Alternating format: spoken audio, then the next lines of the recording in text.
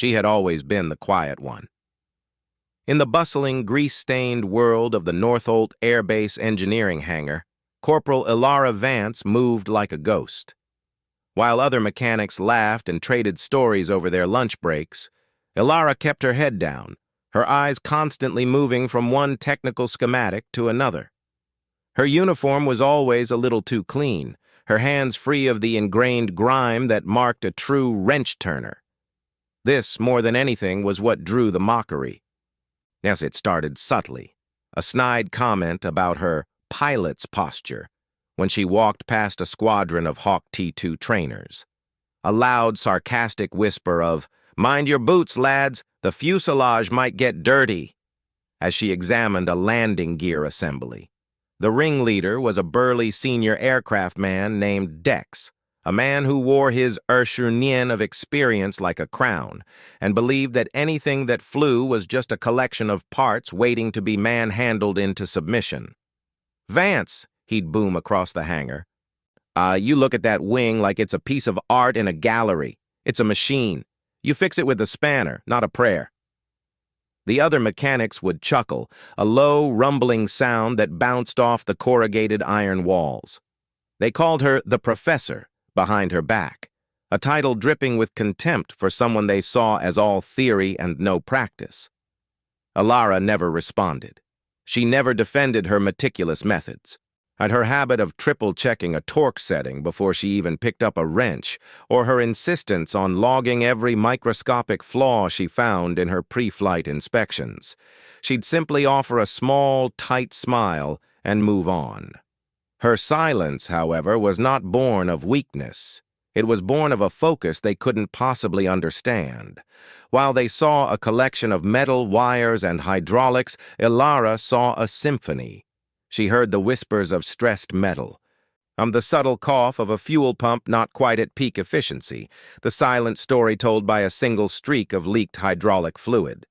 To her, an aircraft was a living thing, and she was its physician, not its butcher.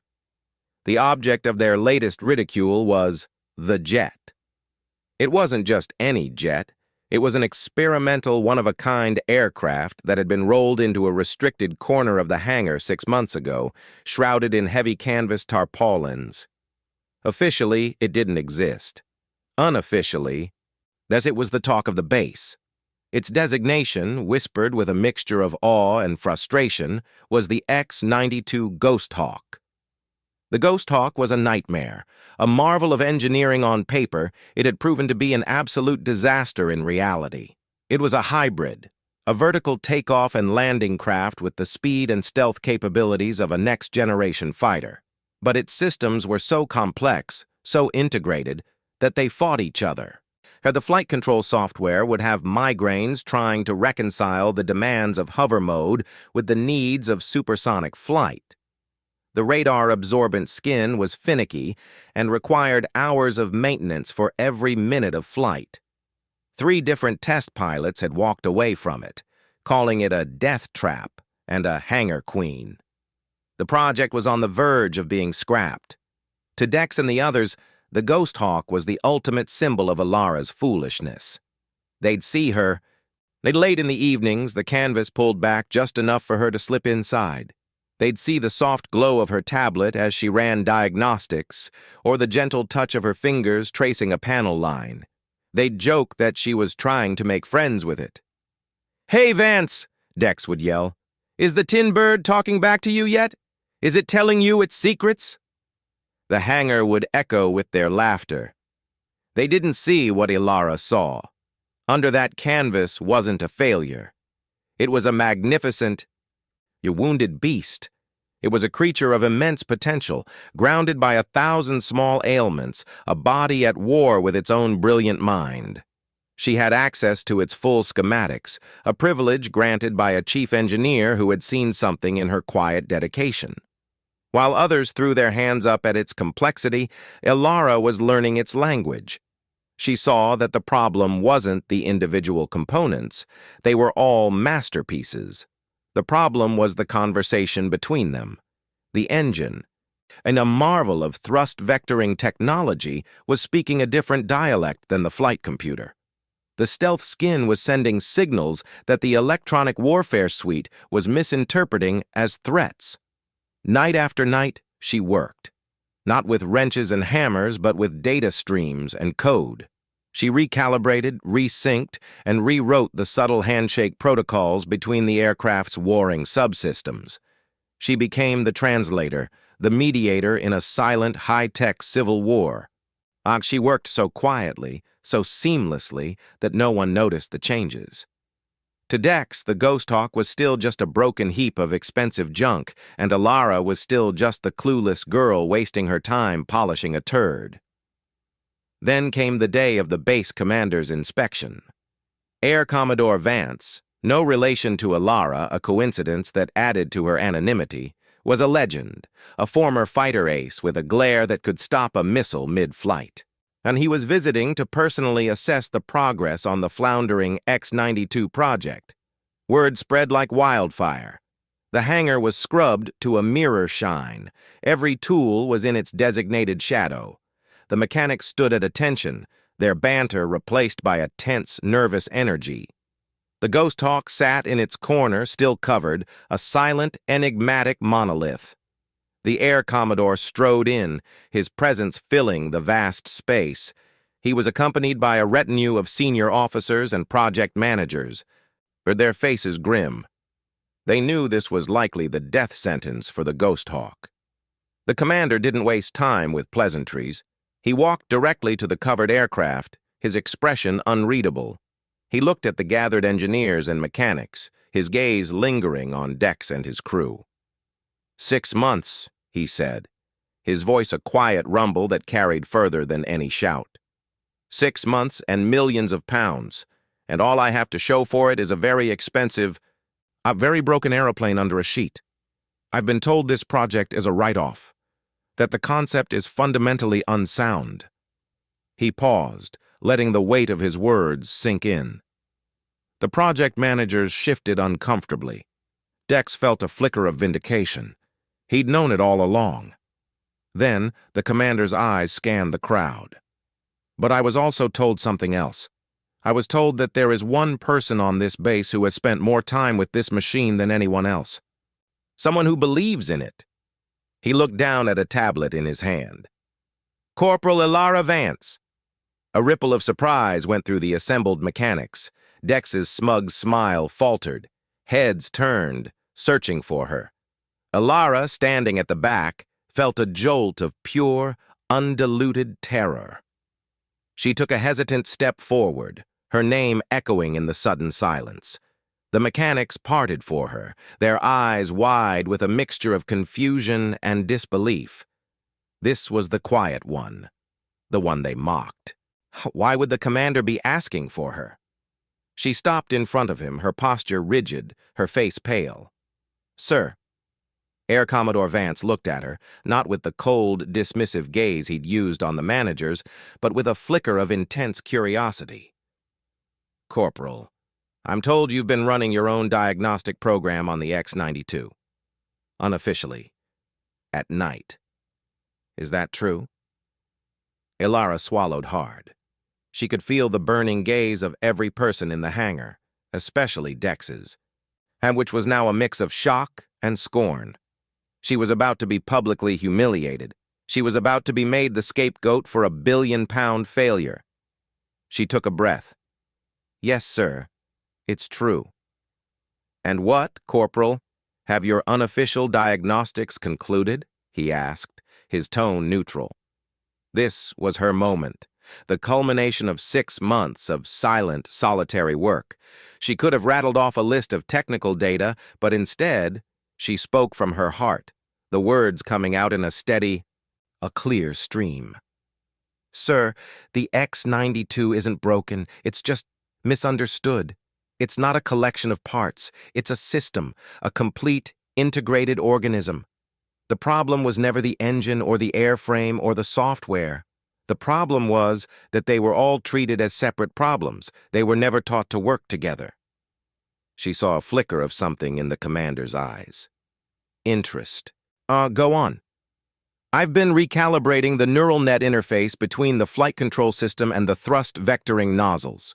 The engine can deliver the power and the airframe can handle it, but the communication lag was causing the instability. It's like having a world-class sprinter, but telling his legs to move a split second after his brain tells his arms. He'll stumble every time. I've synchronized them. I've also rewritten the skin's impedance protocol to dampen the harmonics that were interfering with the low-frequency radar. The problem wasn't the skin, it was the resonance frequency it was creating with the airframe at transonic speeds. The hangar was utterly silent. Dex was staring, his mouth slightly agape. He didn't understand a word she was saying, but the commander and the project managers certainly did, and their grim expressions were slowly being replaced by ones of stunned contemplation. The commander held her gaze for a long moment. Then he did something unexpected. He smiled. It was a small, thin smile, but it was there. He turned to the lead project manager. "Captain, have Corporal Vance's modifications been verified and logged?" The captain, flustered, stammered, We were unaware of any modifications, sir. They were unofficial." The commander's smile didn't waver. "Unofficial? Perhaps, but let's find out if they work." He looked back at Alara. "Corporal, is the Ghosthawk ready to fly?" A wave of pure adrenaline washed over her. All her work, all her faith came down to this one question. She looked past the commander, past the crowd of staring faces, to the shrouded shape in the corner. She thought of its silent struggles, its misunderstood power. She felt a surge of protectiveness, a belief as solid as the concrete floor beneath her feet. She turned back to the commander, her voice clear and unwavering. "Sir," she said with absolute certainty, "the Ghosthawk isn't just ready to fly, it's been waiting to." The commander nodded, a decisive, sharp motion. "Then let's not keep it waiting any longer." The order was given. The tarpaulins were pulled away. For the first time, the entire base saw the Ghosthawk in its full, terrifying glory. It was a beast of angles and curves, and a matte black predator that seemed to absorb the light around it. Its twin tails swept back like the fins of a Shanghai Shengwu, and its engine nozzles, capable of rotating a full 90 degrees, were tucked beneath its fuselage like the legs of a crouching dragon. A collective gasp went through the crowd. It was beautiful, and it looked impossibly deadly. Dex stood frozen. This was the junk heap he'd been mocking? This sleek, lethal machine was the object of Ilara's quiet obsession? He watched as she walked towards it, not with the hesitance of a mechanic, but with the quiet confidence of a handler approaching a prized stallion. She ran her hand along its fuselage one last time, a private gesture of reassurance, before the ground crew, now working with a new electric energy, began their final checks. The pilot, a young, sharp-faced flight lieutenant who had been visibly nervous about the sortie, climbed the ladder and settled into the cockpit. Ilara stood at the base of the ladder, and for a moment their eyes met. She gave him a single small nod. "Trust it," the nod said. "It knows what to do." The canopy hissed shut.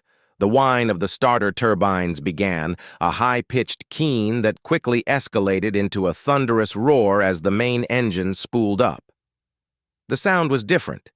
It was deeper, more resonant, a powerful and healthy growl rather than the strained, asthmatic cough the test pilots had reported. The ground crew retreated, and the entire base seemed to hold its breath. Then the Ghosthawk moved.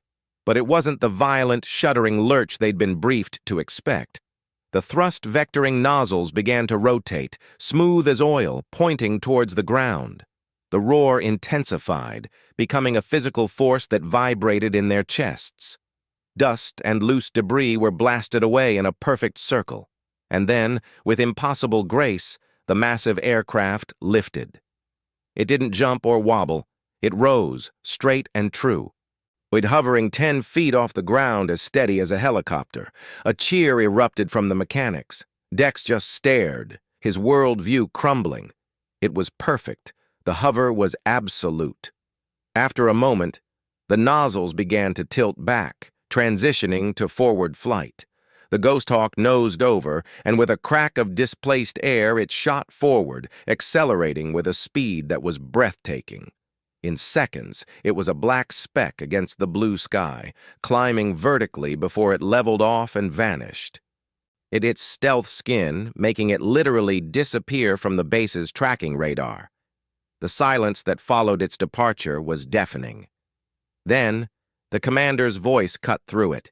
He turned to face the assembled company, his gaze sweeping over them all, but finally settling on the group of mechanics led by Dex. He didn't need to raise his voice. The weight of his presence was enough.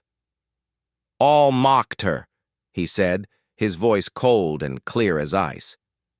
"You saw a woman with a quiet voice and clean hands. You saw someone who didn't fit your image of a mechanic. You mistook her silence for ignorance and her respect for the machine as a weakness. You thought she was daydreaming while you were working." He paused, letting his words land like hammer blows. Dex's face was a mask of shame. The other mechanics looked at their boots, unable to meet the commander's eyes, or worse, the calm, unassuming gaze of Ilara Vance. "But she wasn't daydreaming," the commander continued, his voice softening just slightly, filled with a profound respect. "She was listening. While you heard a broken machine, she heard a cry for help. While you saw a collection of parts, she saw a soul. She spoke its language, she healed it. She took a condemned piece of hardware and, with nothing but her mind and her unwavering belief, she turned it into the most advanced aircraft on this planet." He gestured towards the empty sky where the Ghosthawk had vanished. "You were blind to its potential because you were too busy being cruel to the one person who could unlock it. So, you want to know what she was really doing under that canvas all those nights?" He looked directly at Dex, his gaze pinning him in place. "Behold the Ghosthawk. You are looking at the evidence of Corporal Vance's work. You are looking at the result of her dedication. You are looking at the future of aerial combat, and you are looking at it only because she had the patience, at the intelligence, and the grace to ignore all of you." The silence was absolute, broken only by the distant fading howl of the Ghosthawk's engines. No one dared to speak. The lesson was searing, branding itself into the memory of everyone present. They hadn't just been wrong about a jet. They had been wrong about a person. They had judged the book by its cover, and the cover had been quiet, clean, and unassuming. They had never dreamed the story inside was one of genius. Later, in the hushed and transformed atmosphere of the hangar, Ilara stood alone by the now empty space where the Ghosthawk had rested. Dex approached her, his face a battlefield of conflicting emotions. He looked older, the bluster and swagger completely gone. He stopped a few feet away, clenching and unclenching his fists. "Vance. Corporal Vance," he started, his voice hoarse. He struggled to find the words. We didn't know. We were—" Ilara turned to look at him. And there was no triumph in her eyes, no vindication. There was just the same quiet calm she had always possessed. She held up a hand, stopping his stumbling apology. She didn't need it. His shame, and the shamed silence of the others, was apology enough. "It's all right, Senior," she said softly. Her gaze drifted back to the empty space, to the invisible point in the sky where her magnificent beast had disappeared. "You couldn't see it. Most people can't. It's not about wrenches and horsepower. It's about listening. It's about understanding that sometimes the loudest noise in the room isn't a person shouting. It's a machine, whispering its potential. You just have to be quiet enough to hear it." She gave him a small, genuine smile, the first he had ever seen on her face that wasn't a tight, defensive reaction. Then she turned and walked away, leaving him standing there in the silent hangar, finally understanding what true genius looked like. It didn't swagger. It didn't boast. It just got the job done, and the Ghosthawk, a black angel in the sky, was its own silent, screaming proof.